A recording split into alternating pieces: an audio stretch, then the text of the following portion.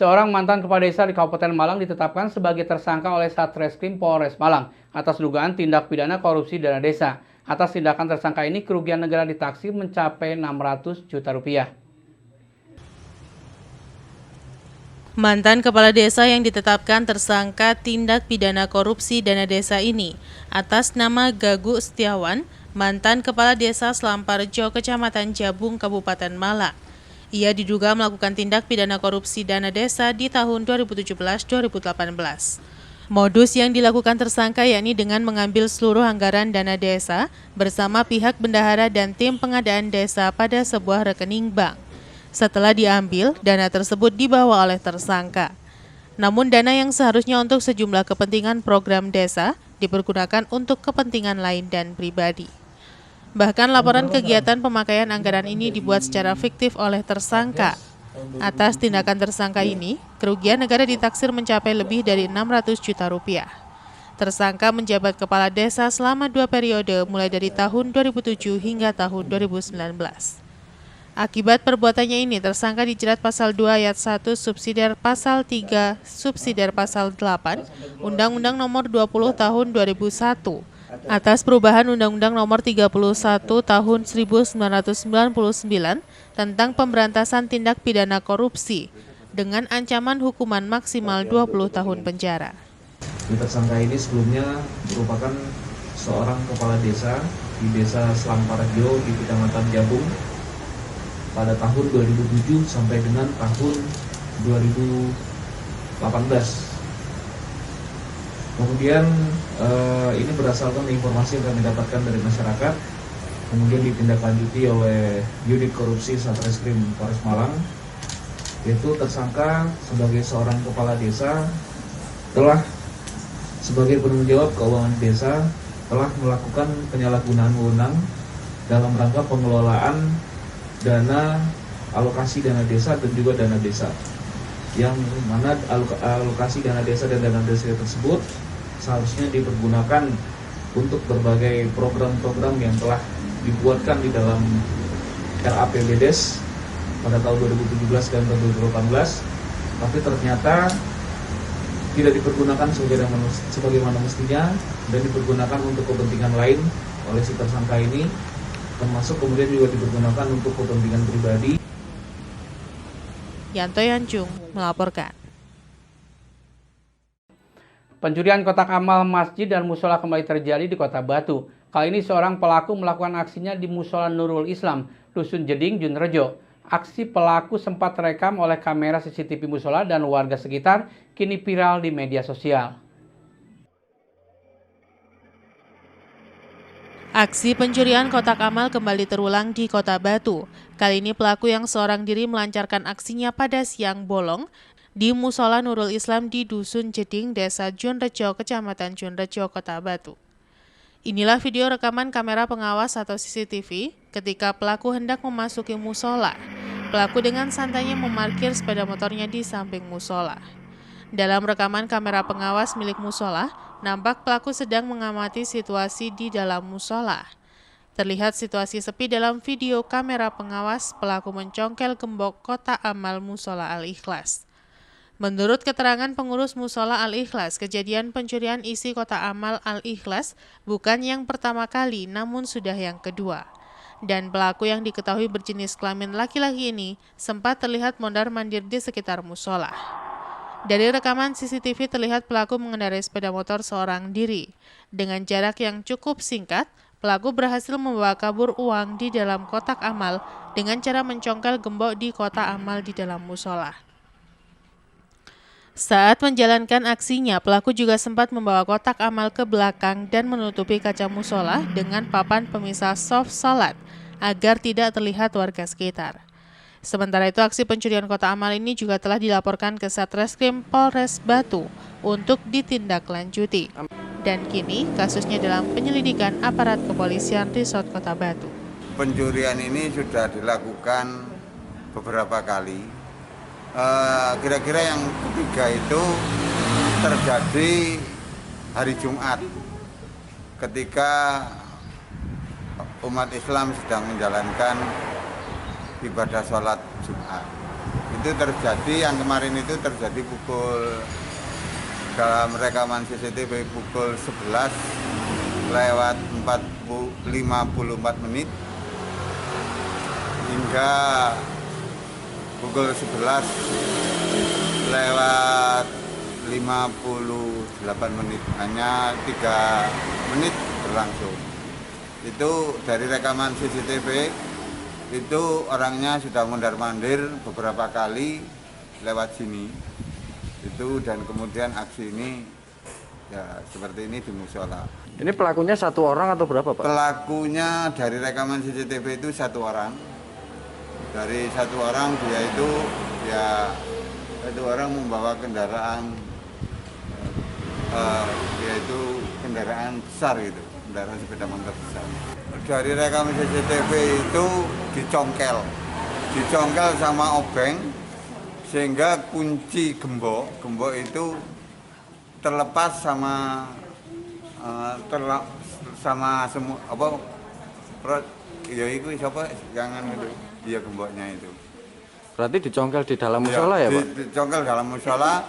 Setelah mengambil uang dia langsung lari seperti itu. Yanto Yancung melaporkan. Melengkapi berkas acara pemeriksaan atau BAP kasus pembunuhan di bengkel AC di Jalan Es Parman, Kota Malang, Satreskrim Polresta Malang Kota menggelar reka ulang. Dalam reka ulang ini terdapat 22 adegan pelaku saat menghabisi nyawa korban. Reka ulang kasus pembunuhan terhadap korban Redi Setio yang dilakukan oleh pelaku Muhammad Imron dilakukan di tempat kejadian perkara atau TKP di bengkel AC Jalan Es Parman, Kota Malang. Dalam reka ulang ini terdapat 22 adegan yang diperagakan saat pelaku Muhammad Imron menghabisi nyawa korban Redi Setio. Pembunuhan terhadap korban Redi Setio dilakukan di dalam kamar lantai 2 tempat mereka menginap yang berada di tempat mereka bekerja. Ibtu Rudi Hidayanto, Kasubnit 1 Reskrim Polresta Malang Kota mengatakan, reka ulang ini untuk mencocokkan sekaligus melengkapi BAP pelaku. Dari reka ulang ini terdapat 22 adegan, dan diketahui pelaku memukul korban sebanyak 4 kali, 2 di bagian kepala dan 1 di bagian punggung belakang serta dada korban. Ditambahkan oleh Ibtu Rudi bahwa tidak ada bukti baru dari hasil reka ulang yang dilakukan. Namun dalam kasus pembunuhan ini, ada indikasi pembunuhan berencana, mengingat ada jeda waktu sebelum pelaku menghabisi nyawa korban. Sebelumnya, pada 2 September lalu Muhammad Imron tega membunuh teman kerjanya Redi Setio. Pelaku membunuh temannya karena sakit hati diejek saat kalah bermain game online. Usai membunuh korban, pelaku kemudian melarikan diri dan berhasil ditangkap pada tanggal 9 September 2020. Kita telah mendapatkan 22 adegan. Dari 22 adegan ini, semua tersangka menyampaikan memperagakan secara jelas, secara gamblang, dan sebenarnya rekonstruksi ini hanya untuk mempermudah jaksa penuntut umum di dalam melakukan pembuktian. Dari 22 adegan tadi, seperti yang kita saksikan, nyata-nyata bahwa pelaku ini telah melakukan pemukulan dengan menggunakan palu kepada korban sebanyak 4 kali. Yang pertama dilakukan pemukulan di atas kepala, kemudian yang kedua di bawah kepala, yang ketiga di pundak sebelah kanan, kemudian yang terakhir di dada. Akibat pemukulan itu dari pihak korban mengalami pendarahan di kepala, kemudian jatuh, meninggal dunia. Kan ada fakta baru nggak? Bagaimana? Ada fakta baru nggak? Untuk fakta baru tidak ada, semuanya sudah terungkap ketika kita melakukan proses penyidikan atau pemeriksaan terhadap tersangka dan para saksi. Berarti ini dipukul dari belakang, korban duduk doa gitu. Ketika terjadi pemukulan, pertama kali kepala di atas itu mulai dari belakang korban. Kemudian melakukan pemukulan yang kedua, kepala bagian belakang juga di belakang korban. Nah, ketika pemukulan yang ketiga, ini korban berputar dari arah kiri melakukan pemukulan terhadap pundak. Kemudian dia terjatuh. Setelah terjatuh, dari depannya dia melakukan pemukulan terhadap dada korban. Pak Rudi, ini kesimpulannya ini direncanakan atau spontan, Pak? Kalau dari hasil penyidikan, karena korban sempat untuk mengambil barang bukti yang ada di bawah. Ini ada indikasi untuk direncanakan. Jadi pembunuhan ini tidak dilakukan secara spontan tapi direncanakan terlebih dahulu. Nah, kenapa korban melakukan saya ulangi, kenapa pelaku melakukan pemukulan? Karena pelaku ini merasa dendam, sering dibully atau sering diejek, sering dipisui. Nah, sementara korban ini yang telah mengajak pelaku untuk bekerja di tempat ini. Nah, karena dia ini istilahnya tidak sesuai dengan harapan dari korban, bahasa kasarnya itu ele-elean, maka korban ini sering membuli, misui, nyeneni. Nah, dia ini akhirnya sakit hati, kemudian melakukan pembunuhan. Jadi dia betul-betul tidak tahu. Simon Alfredo melaporkan. Terima kasih Anda masih bersama kami Info 7 Malang Raya. Meskipun sudah memasuki masa kehidupan baru, namun sejumlah tempat hiburan di Kota Malang masih belum dapat izin beroperasi. Akibatnya ratusan karyawan terpaksa dirumahkan. Untuk itu agar bisa kembali memperkerjakan karyawannya, Perkahemi Malang meminta kepada Wali Kota Malang untuk diizinkan beroperasi. Sebanyak 3 orang pengurus Persatuan Tempat Karaoke dan Hiburan atau Perkahima Malang mendatangi Wali Kota Malang untuk mengirimkan surat kepada Wali Kota Malang terkait permintaan izin beroperasi. Surat yang dibawa 3 orang pengurus Perkahima Malang ini diberikan kepada bagian umum Pemkot Malang untuk selanjutnya diteruskan kepada Wali Kota Malang. Usai menyerahkan surat kepada Wali Kota Malang, Ketua Perkahima Malang mengatakan, inti dari surat yang dikirimkan kepada Wali Kota dan DPRD, yakni meminta izin beroperasi, mengingat selama masa pandemi mereka tutup dan sebanyak 700 lebih karyawan yang dirumahkan.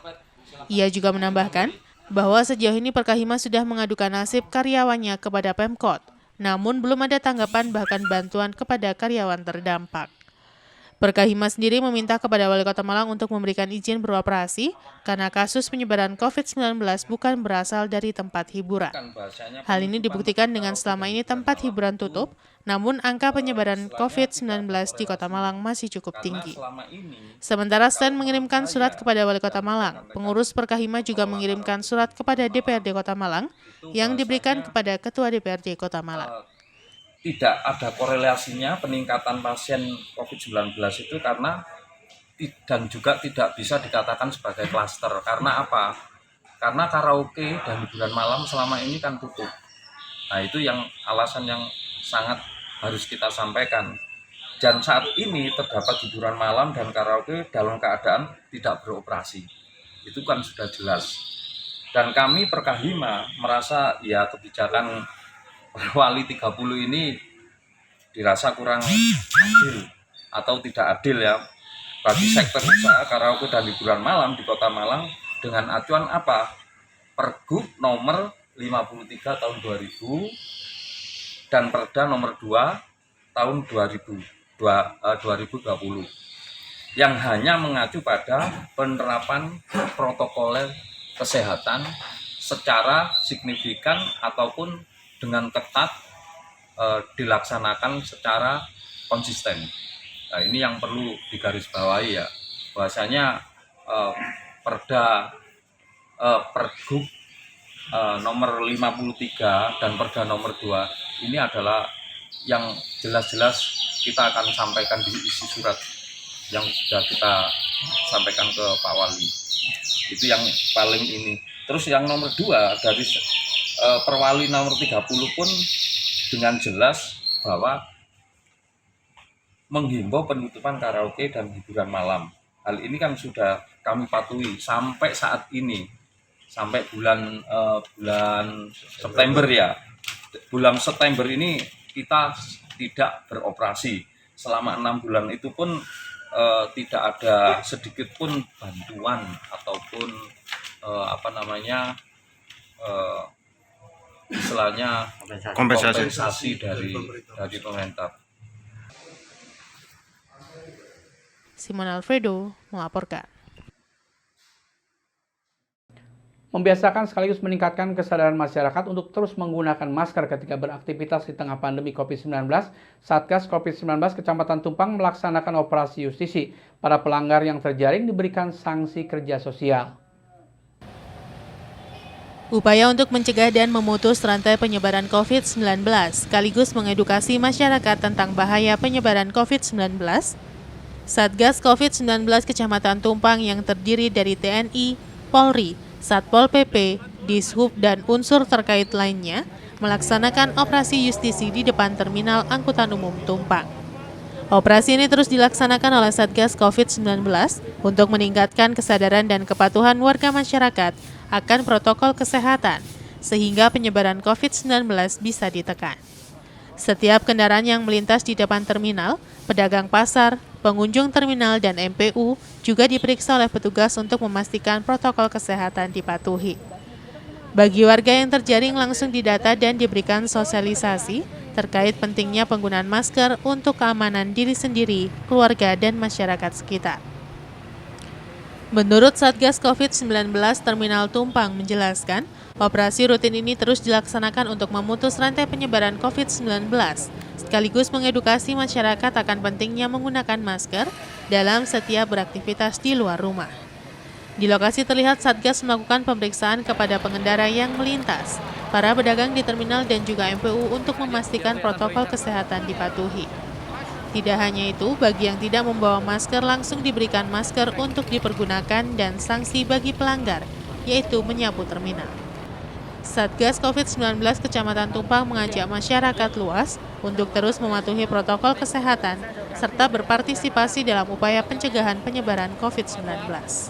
Kegiatan hari ini adalah penegakan protokol kesehatan subsektor terminal. Sasaran kita ada 3 kelompok, yaitu pengemudi angkutan umum, pemilik kios yang ada di dalam terminal, juru parkir, dan masyarakat umum yang beraktivitas di dalam terminal. Selama ini Pak, untuk kepatuhan sampai lihat seperti apa Pak untuk di kawasan terminal ini kepatuhannya? Alhamdulillah dari beberapa kali kegiatan yang kita lakukan sudah ada peningkatan, baik itu kesadaran maupun kepatuhan dari masyarakat terhadap protokol kesehatan.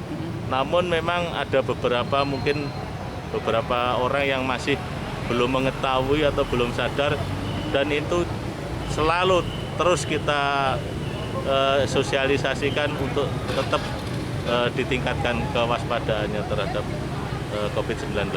Untuk sanksinya apa Pak saat ini Pak? Sanksi untuk saat ini pertama kita karena sifatnya sosialisasi, yaitu tentunya sanksinya belum mengarah kepada sanksi administrasi.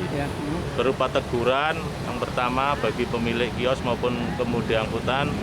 Kalau nanti sampai di operasi berikutnya masih melakukan pelanggaran yang sama, tentunya akan kita lakukan sanksi administrasi yang lebih keras lagi. Pak, himbauan kepada masyarakat luas ini Pak?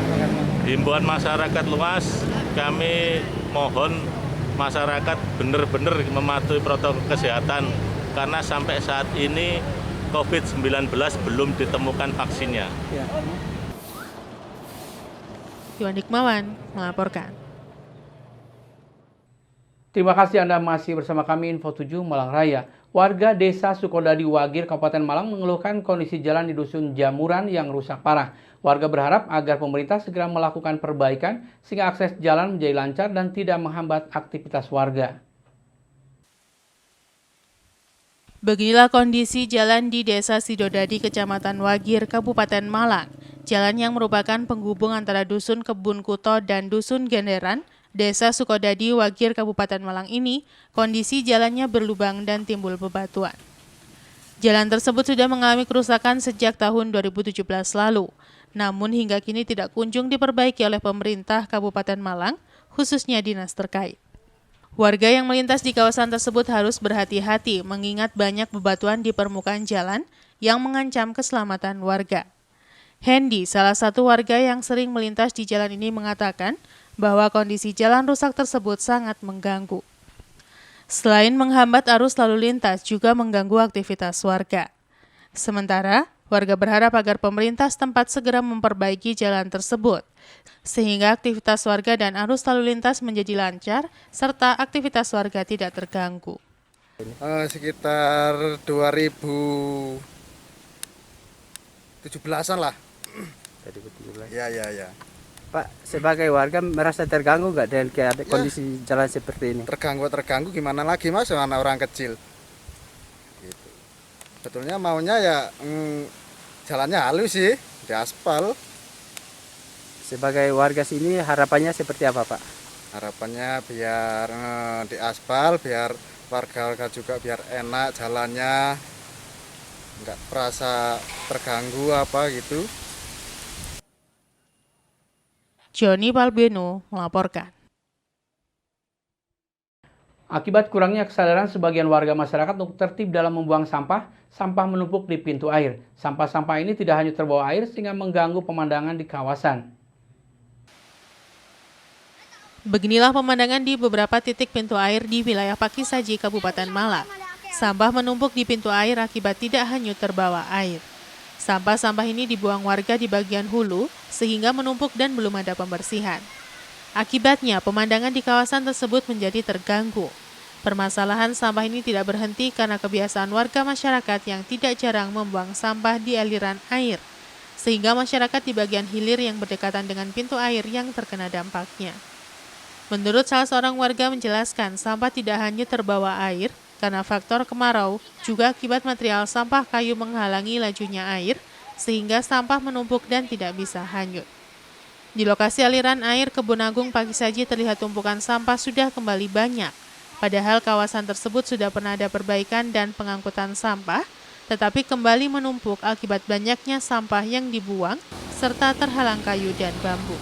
Sudah ada perbaikan dulu Pak? Sudah. Ada apa Pak dalamnya kok bisa nyangkut gini Pak sampahnya? Ada pohon nyangkut dari utara. Iya, pohon apa itu Pak? Kurang tahu pohonnya apa. Iya. Hari sampah nggak bisa jalan. Sudah berapa lama numpuk seperti ini Pak? Kurang lebih 2 bulan lah. Oh semenjak ya? Oh sudah kemarau Pak kalau gitu Pak ya? Iya, pengaruh besar. Berarti sudah nggak bisa ngalir ini sampahnya Pak? Kayaknya. Jadi harus ada perbaikan ya Pak? Pengerukan lagi Pak ya? Insya Allah. Kedalaman berapa ini Pak? Wah, kurang tahu ya, bisa kurang lebih 2 meter, 1 meter setengah lah. 2 meter Pak ya? Berarti ini sampah terbawa dari sana apa dari atas Pak ya? Insya Allah. Tuan Dikmawan melaporkan.